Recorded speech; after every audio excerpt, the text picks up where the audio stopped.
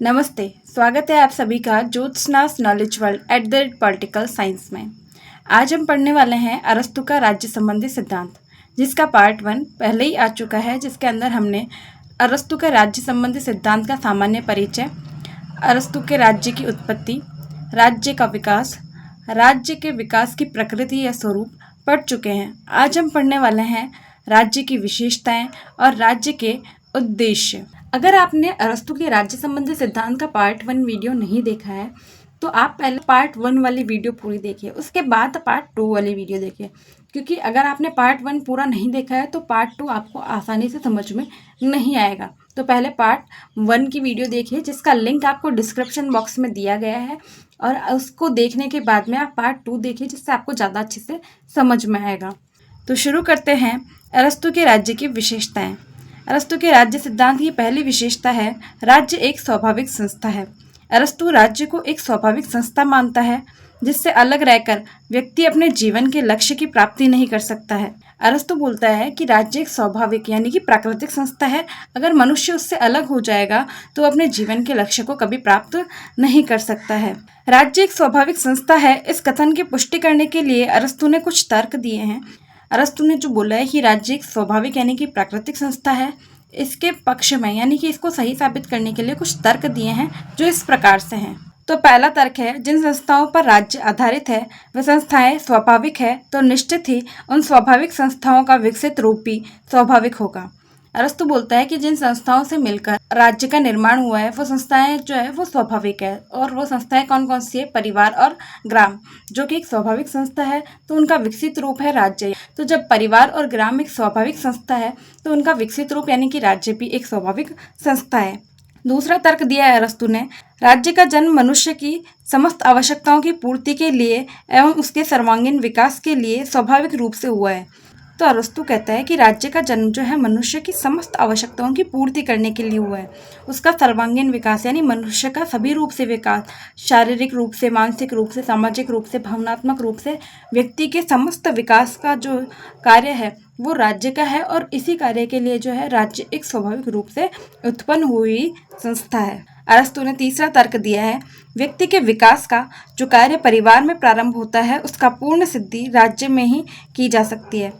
अरस्तू कहता है कि व्यक्ति के विकास के लिए ही परिवार नामक संस्था बनी, परिवारों के विकास के लिए ही ग्राम बना, और ग्राम के विकास के लिए ही राज्य बना। तो जिस प्रकार से मनुष्य के विकास के लिए सबसे पहले परिवार बनाया, उसकी पूर्ण सिद्धि जो है राज्य के रूप में हुई है। दूसरी विशेषता है, राज्य व्यक्ति से पूर्व का संगठन है। यह कहने का तात्पर्य या अभिप्राय यह है कि मानसिक या मनोवैज्ञानिक दृष्टि से राज्य का जन्म पहले हो चुका था। यह कैसे हुआ? इस संबंध में कहा जा सकता है कि राज्य एक पूर्ण समुदाय है और व्यक्ति केवल एक तत्व या अंग, जो कि पूर्णता पहले आती है और उसके बाद में अंग, इसलिए राज्य व्यक्ति से पूर्ववर्ती है। अरस्तू के अनुसार समय की दृष्टि से परिवार पहले है, परंतु प्रकृति की दृष्टि से राज्य पहले है। तो पहले अरस्तू ने बताया था कि पहले व्यक्ति आता है उसके बाद में राज्य आता है, परंतु अब बोल रहा है कि पहले मनोवैज्ञानिक दृष्टि से राज्य पहले आता है और व्यक्ति बाद में आता है। व्यक्ति सिर्फ जो है राज्य का एक अंग है। उदाहरण के रूप में समझते हैं तो भारत देख लो, है ना, जो उस समय राज्य था अरस्तू के लिए, वही आज के समय हमारे लिए देश है। ठीक है, तो जब भारत का निर्माण हुआ, भारत एक देश के रूप में उभरा, तो भारत पहले उभरा, है ना, राज्य एक के रूप में, और उसके बाद में जो है उसकी अंग यानी संस्थाएं बनी। तो यानी क्या है, राज्य पहले आया और उसकी संस्थाएं या उसके अंग जो है वो बाद में आए। तो अरस्तू यही कहना चाहता है कि राज्य मनोवैज्ञानिक दृष्टि से पहले है और उसके बाद में व्यक्ति उसके अंग के रूप में। ठीक है, तीसरी विशेषता है कि राज्य सर्वोच्च समुदाय है। सर्वोच्च का मतलब है सबसे ऊंचा। राज्य जो है अरस्तू के लिए सबसे बड़ा समुदाय है, सबसे ऊंचा समुदाय है या संगठन है। अरस्तू के अनुसार राज्य केवल समुदायों का समुदाय ही नहीं है, वरन सर्वोच्च समुदाय है। समुदायों का समुदाय राज्य को क्यों बोला है? क्योंकि परिवार स्वयं एक समुदाय है, जिससे ग्राम नामक समुदाय बना है, और ग्राम स्वयं में समुदाय है जिससे कि राज्य बना है। तो राज्य क्या हो गया? समुदायों का समुदाय। तो अरस्तू ये बोलता है कि सिर्फ समुदायों का समुदाय ही नहीं है, बल्कि परिवार और ग्राम नामक जो समुदाय है उनसे बड़ा कौन सा है? राज्य समुदाय है। राज्य सर्वोच्च समुदाय है, इसके पक्ष में अरस्तू कुछ तर्क देता है। पहला तर्क है, राज्य में अनेक प्रकार की सामाजिक, धार्मिक एवं आर्थिक संस्थाएं होती हैं। इन सब संस्थाओं का अस्तित्व राज्य के कारण ही होता है। ये केवल राज्य के अंदर ही कार्य कर सकती हैं। ये राज्य के अधीन होती हैं। राज्य का इन संस्थाओं पर पूर्ण नियंत्रण होता है, अतः राज्य सर्वोच्च समुदाय है। अब अरस्तु कहता है कि राज्य के अंदर बहुत सारी संस्थाएं कार्य करती है, चाहे वो सामाजिक हो, आर्थिक हो या धार्मिक हो। तो ये बहुत सारी संस्थाएं जो है राज्य के अंदर कार्य करती हैं और ये राज्य के अंदर या अधीन रहकर कार्य करती है और इनके ऊपर जो है राज्य का पूरा नियंत्रण रहता है। तो इन सारी संस्थाओं से बड़ी क्या संस्था हो गई? राज्य। दूसरा तर्क देता है अरस्तु, राज्य के अंतर्गत कार्यरत विभिन्न सामाजिक, धार्मिक एवं आर्थिक संस्थाएं एक पक्षीय होती हैं। जैसे धार्मिक संस्थाएं केवल व्यक्ति की धार्मिक आवश्यकताओं की पूर्ति करती है और सामाजिक संस्थाएं व्यक्ति की सामाजिक आवश्यकताओं की पूर्ति करती है। इन संस्थाओं में से कोई भी व्यक्ति की समस्त आवश्यकताओं की पूर्ति नहीं करती है। राज्य ही एकमात्र ऐसी संस्था है जो व्यक्ति की समस्त आवश्यकताओं की पूर्ति करके उसका अधिकतम विकास करती है, अतः राज्य सर्वोच्च समुदाय है। अब अरस्तु कहता है कि राज्य के अंदर जितनी भी संस्थाएं होती है वो एक पक्षीय होती है, यानी व्यक्ति का एक पक्षीय विकास करती है। जो धार्मिक संस्थाएं होंगी वो व्यक्ति का सिर्फ धार्मिक आवश्यकताओं की पूर्ति का धार्मिक विकास करती है। जो सामाजिक संस्थाएं होती हैं वो व्यक्ति की सामाजिक आवश्यकताओं की पूर्ति करके सामाजिक विकास करती है, परंतु राज्य जो है व्यक्ति का सर्वांगीण विकास करता है, व्यक्ति के सभी पक्षों का विकास करता है, इसीलिए राज्य जो है सर्वोच्च समुदाय है।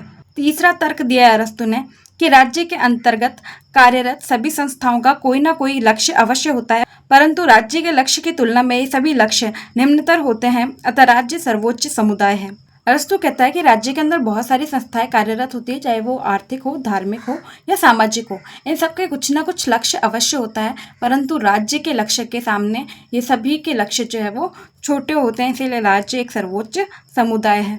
चौथा तर्क देता है अरस्तु, राज्य अपने नागरिकों को अपने जीवन को शुभ तथा सुखी बनाने का अवसर प्रदान करता है। व्यक्ति सुखी जीवन की प्राप्ति राज्य के सदस्य के रूप में ही कर सकता है, समुदाय या संस्था के सदस्य के रूप में नहीं, अतः राज्य सर्वोच्च समुदाय है। अब अरस्तु बताता है कि नागरिक जो है अपना जीवन जो है सुखी चाहता है, आनंदपूर्ण चाहता है और शुभ चाहता है, और उसकी पूर्ति केवल राज्य कर सकता है। कोई भी अन्य समुदाय या जो संस्था है वो व्यक्ति को पूर्ण शुभ और सुखी जीवन जीने के अवसर प्रदान नहीं करती है। केवल राज्य ही वो संस्था है जो व्यक्ति को शुभ और सुखी अवसर प्रदान करती है विकास के लिए, इसीलिए राज्य एक सर्वोच्च समुदाय है। चौथी विशेषता है राज्य का स्वरूप जैविक या आंगिक है। तो सबसे पहले जानते हैं कि ये जैविक या आंगिक होता क्या है। जैविक या आंगिक जो है वो राजनीतिक शास्त्र का एक सिद्धांत है। इस सिद्धांत के अनुसार संपूर्ण के बहुत से अंग होते हैं और प्रत्येक अंग अपने अस्तित्व एवं जीवन के हेतु संपूर्ण पर पूरी तरह से निर्भर होता है। इस सिद्धांत का अर्थात क्या है कि एक जो बड़ा समुदाय होता है उसके कुछ पृथक पृथक अंग होते हैं और प्रत्येक अंग का एक अपना कार्य होता है, और ये जो सभी अंग है वो अपने पूर्ण रूप पर निर्भर होते हैं। इसको हम राज्य संबंधी सिद्धांत के रूप में इस तरीके से ले सकते हैं कि राज्य एक बड़ी संस्था है, परिवार और जो ग्राम है वो इसके अंग है, और इन अंगों का अपना अपना पृथक पृथक कार्य है, परंतु ये दोनों ही अंग जो है राज्य के बिना अपूर्ण है, अधूरे हैं और पूरी तरीके से जो है राज्य के ऊपर निर्भर है। जब अरस्तु राज्य को समुदायों का समुदाय कहता है तब उसके सिद्धांत में राज्य का यही जैविक तत्व परिलक्षित होता है। अरस्तु ने राज्य की तुलना शरीर से और राज्य का अंग समुदाय व्यक्ति की तुलना हाथ से की है। यानी अरस्तु ने क्या किया है कि भाई राज्य की तुलना की है शरीर से। जैसे हम मानव का एक शरीर होता है वो पूर्ण रूप होता है, और मानव के शरीर के अंग यानी कि हाथ पूरी तरीके से जैसे शरीर पर निर्भर करता है। अगर शरीर से हाथ को अलग कर दिया जाए तो उस हाथ का कोई महत्व नहीं रहता, उसका कोई अस्तित्व नहीं रहता है, और शरीर का अस्तित्व रहता है, और शरीर से अलग होकर जो है अंग का कोई महत्व नहीं रह गया है। वैसे ही राज्य से अलग होकर व्यक्ति, परिवार या फिर ग्राम का कोई अस्तित्व नहीं रह जाता है। पांचवी विशेषता है राज्य एक आत्मनिर्भर संगठन है। आत्मनिर्भरता क्या है? अपनी आवश्यकताओं की पूर्ति स्वयं करना ही आत्मनिर्भरता है। अरस्तु ने आत्मनिर्भरता के लिए यूनानी शब्द आतरकिया का प्रयोग किया है, जिसका अर्थ है पूर्ण निर्भरता। अरस्तु के अनुसार आत्मनिर्भरता वह गुण है जिसके कारण और जिसके द्वारा जीवन स्वयं वांछनीय बन जाता है और उसमें किसी प्रकार का अभाव नहीं रह जाता है। राज्य व्यक्ति की भौतिक समस्याओं का समाधान करता है, व्यक्ति को अच्छा व सुखी संपन्न जीवन व्यतीत करने में सहायता प्रदान करता है। राज्य व्यक्ति के लिए उन समस्त परिस्थितियों का निर्माण करता है जो उसके शारीरिक, मानसिक और नैतिक विकास के लिए आवश्यक है। अरस्तु बोलता है कि राज्य एक आत्मनिर्भर संगठन है, यानी पूरी तरीके से स्वयं की आवश्यकताएं स्वयं पूरे करने वाला संगठन है। राज्य को किसी अन्य संस्था की आवश्यकता नहीं होती है। अरस्तु ने आत्तरकिया का प्रयोग किया है आत्मनिर्भरता के लिए। उसने आत्मनिर्भरता शब्द का प्रयोग ना करके आत्तरकिया शब्द का प्रयोग किया है, जिसका अर्थ होता है पूर्ण निर्भरता, यानी पूरी तरीके से स्वयं पर निर्भर। अरस्तु ने बोला है कि आत्मनिर्भरता वो गुण है जिसके बाद में कोई इच्छाएं शेष नहीं रह जाती है। आत्मनिर्भर होने के बाद में व्यक्ति की सारी इच्छाएं जो है वो स्वयं पूर्ण हो जाती है। उसके बाद में जो है किसी प्रकार का अभाव नहीं रह जाता है। राज्य जो है व्यक्ति की जितनी भी भौतिक समस्या हैं उनका समाधान करता है, व्यक्ति को अच्छा और सुखी जीवन प्रदान करने का कार्य करता है। साथ ही राज्य जो है उन सारी परिस्थितियों का निर्माण करता है जिससे कि व्यक्ति का शारीरिक, मानसिक, सामाजिक हर रूप से विकास हो सके। अगर हम वर्तमान समय में देखें तो वर्तमान समय में भी हमारे लिए राज्य ही वो सारी व्यवस्थाएं करता है जिससे कि एक व्यक्ति का विकास हो सकता है। राज्य के अंदर ही हमें शिक्षा की व्यवस्था प्रदान की गई है ताकि हम शिक्षित हो सकें। राज्य ही जो है हमारे भौतिक सुख सुविधाओं की जितनी भी वस्तुएं हैं वो हमें प्रदान करता है, रहने के लिए घर प्रदान करता है, और राज्य ही वो संस्था है जिसके कारण जो है हम जो है अपने जीवन को उत्तम से उत्तम बना सकते हैं, हमारे जीवन का विकास कर सकते हैं। हर सुख सुविधा जो है हमारे पास में जो है राज्य ही उपलब्ध करवाता है। राज्य यानी कि वर्तमान का देश, जिसे हम वर्तमान में देश बोलते हैं, उसे ही अरस्तु ने जो है राज्य बोला है। मैंने भी कई जगह जो है वर्तमान में देश की जगह राज्य बोल दिया है, तो उसको आप देश ही समझे, ठीक है। छठी विशेषता है नगर राज्य सर्वाधिक श्रेष्ठ राजनीतिक संगठन है। अरस्तु के लिए नगर राज्य सर्वाधिक श्रेष्ठ राजनीतिक संगठन था जिसमें विज्ञान, कला, गुणों और पूर्णता में एक साझेदारी है। अरस्तु ने जो है नगर राज्य कहो या नगर राज्य कहो एक ही बात है। अरस्तु ने जो है नगर राज्य का जो है एक श्रेष्ठ राजनीतिक संगठन बोला है और माना है कि उसी के अंदर जो है विज्ञान, कला और गुणों की जो है पूर्ण रूप से साझेदारी स्थापित हो सकती है। अगर आप ये वीडियो देख रहे हैं तो ये वीडियो का पार्ट 2 है, यानी राज्य सिद्धांत का पार्ट 2 है। एक बार पार्ट 1 को देख लीजिए, जिसका लिंक आपको डिस्क्रिप्शन बॉक्स में दिया गया है। आप पार्ट 1 देखकर आइए, उसके बाद ही पार्ट 2 को देखिए तो आपको ज्यादा अच्छे से समझ में आएगा। तो 7वीं विशेषता है राज्य विविधता में एकता है। तो राज्य की एक विशेषता क्या हो गई कि राज्य के अंदर विविधता का गुण है, विविधता में एकता का गुण है। अरस्तु के अनुसार राज्य का निर्माण विभिन्न तत्वों से मिलने से होता है। उदाहरण के रूप में जिस प्रकार सुंदर चित्र विभिन्न रंगों के अनुपम मिश्रण से बनता है, उसी प्रकार आदर्श राज्य का निर्माण उसके निश्चित अंगों के उचित सामंजस्य और संगठन के आधार पर होता है। तो अरस्तु के अनुसार राज्य तो स्वभाव से ही बहुआयामी होता है, एकता की ओर अधिकाधिक बढ़ना तो राज्य का विनाश करना है। अब राज्य का गुण अरस्तु ने क्या बताया है, विविधता के अंदर एकता बताया है, जिसके लिए एक सुंदर उदाहरण भी अरस्तु ने दिया है कि जिस प्रकार एक चित्र के अंदर बहुत सारे रंग होते हैं, ठीक वैसे ही राज्य के अंदर बहुत सारी विविधताएं होती है। जब बहुत सारे रंग मिलकर एक सुंदर चित्र को उकेरते हैं, वैसे ही राज्य की जो विविधता है वो जो है जब आपस में मिलती है, उनके अंदर जो सामंजस्य होता है, उनके अंदर जो संगठन होता है, वो राज्य को जो है और अधिक सुंदर बनाता है, राज्य को और अधिक विशेष बनाता है। तो अरस्तु ने इस विषय में कहा भी है, अपने कथन भी कहा है कि राज्य स्वभाव से ही बहुआयामी यानी कि विविधता लिए हुए हैं, और अगर उसमें ज़्यादा से ज़्यादा एकता को बढ़ाया जाएगा तो वो राज्य के विनाश करने के समान है। 8वीं विशेषता अरस्तु ने बताई है कि राज्य का विकास क्रमिक होता है। क्रमिक यानी कि क्रम से। राज्य के विकास का रूप आंगिक है। व्यक्ति, परिवार और ग्राम इसके अंग है। ये अंग एक दूसरे से संबंधित होते हैं और इसका क्रमिक विकास होता है। अंत में इसके पूर्ण रूप से विकसित हो जाने पर राज्य के दर्शन होते हैं। यानी राज्य का विकास जो है क्रम से हुआ है। तो इसका पहला क्रम है व्यक्ति जब है ना आपस में मिले, एक छोटा समूह बनाया, उसका नाम हो गया परिवार। जब कुछ परिवार आपस में मिले तो एक समूह बनाया जिसका नाम हो गया ग्राम। और जब ये तीनों आपस में मिले यानी कि व्यक्ति, परिवार, ग्राम और कुछ ग्राम आपस में और मिले तो जाके पूर्ण रूप से विकसित हुआ नगर राज्य या राज्य। तो राज्य का विकास जो है धीरे धीरे क्रम के साथ में हुआ है। 9वां पॉइंट है यानी 9वीं विशेषता है राज्य एक आध्यात्मिक संगठन है। अरस्तु के अनुसार राज्य नैतिक जीवन में आध्यात्मिक समुदाय है। जिस प्रकार व्यक्ति नैतिक जीवन का अनुसरण कर आनंद की प्राप्ति करता है, उसी प्रकार राज्य का आनंद भी सकारात्मक अच्छाई का विकास करना है। यानी अरस्तु क्या कहता है कि राज्य जो है एक आध्यात्मिक संस्था है जो व्यक्ति को आनंद प्रदान करता है, एक सकारात्मक अच्छाई के साथ में जो है व्यक्ति का विकास करता है। 10वीं विशेषता है संविधान राज्य की पहचान है।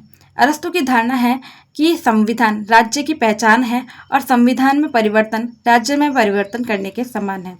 अरस्तु बोलता है कि अगर किसी राज्य को जानना है, किसी राज्य को पहचानना है तो उसकी पहचान है उसका संविधान। एक राज्य का संविधान ही उसकी पहचान होता है। अगर संविधान में परिवर्तन करना है तो एक तरीके से राज्य में परिवर्तन करना है। तो संविधान को जो है राज्य की पहचान के रूप में अरस्तु ने माना है।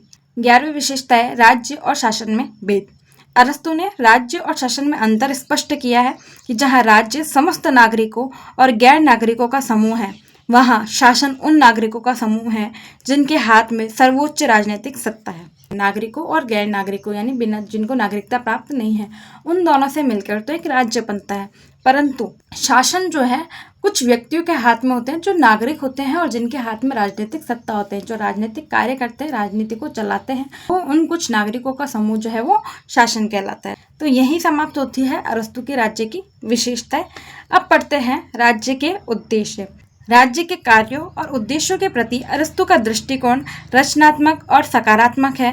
अरस्तु के अनुसार राज्य एक सकारात्मक अच्छाई है जिसका कार्य केवल बुरे कामों अथवा अपराधियों को रोकना ही नहीं बल्कि मानव को नैतिकता और सद्गुणों के मार्ग पर आगे बढ़ाना है। अतः राज्य का उद्देश्य या लक्ष्य व्यक्ति के जीवन को श्रेष्ठ बनाना है और व्यवहार में राज्य द्वारा वे सभी कार्य किए जाने चाहिए जो इस लक्ष्य की पूर्ति में सहायक हो। राज्य का उद्देश्य है व्यक्ति के जीवन को उत्तम बनाना, व्यक्ति के जीवन का विकास करना, व्यक्ति को सारे साधन उपलब्ध कराना जिससे कि व्यक्ति के जीवन का सर्वोत्तम विकास हो सके। तो राज्य का लक्ष्य, राज्य का उद्देश्य कहो यही है कि वो व्यक्ति के जीवन को श्रेष्ठ बनाना चाहता है। तो आज इस वीडियो में हम इतना ही पढ़ेंगे।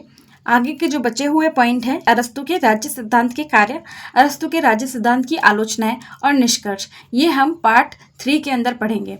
अगर आपको अरस्तु के राज्य संबंधी सिद्धांत की विशेषताएं और उद्देश्य समझ में आया हो तो वीडियो को लाइक, शेयर और चैनल को सब्सक्राइब जरूर कर दीजिएगा। धन्यवाद।